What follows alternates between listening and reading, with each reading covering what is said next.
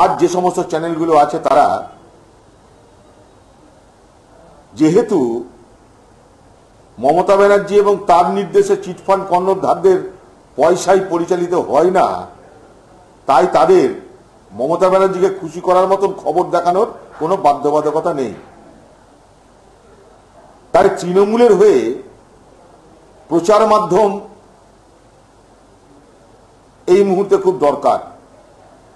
যারা তৃণমূলের হয়ে দিনরাত বাজনা বাজাবে, ঢোল বাজাবে, তাই তৃণমূল তার নিজস্ব প্রচার মাধ্যম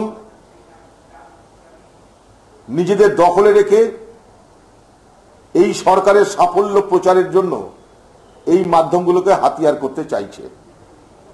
তাই তাদের দরকার বিভিন্ন প্রচার মাধ্যম। আপাতদৃষ্টিতে দেখানোর চেষ্টা করা হচ্ছে যে আমরা অধিগ্রহণ করছি কর্মচারীদের বেতন দেওয়ার জন্য, তাদের জীবন জীবিকার জন্য, কিন্তু আসল উদ্দেশ্য হলো আমার নিজের তাবেদার প্রচার মাধ্যমকে আমি ব্যবহার করে সরকারের জয়গান কি করে গাওয়ানোর ব্যবস্থা করব তা নিশ্চিত করা। এই জন্যই সবকিছু বাদ দিয়ে প্রচার মাধ্যমগুলোকে অধিগ্রহণ করার ব্যবস্থা করা হচ্ছে।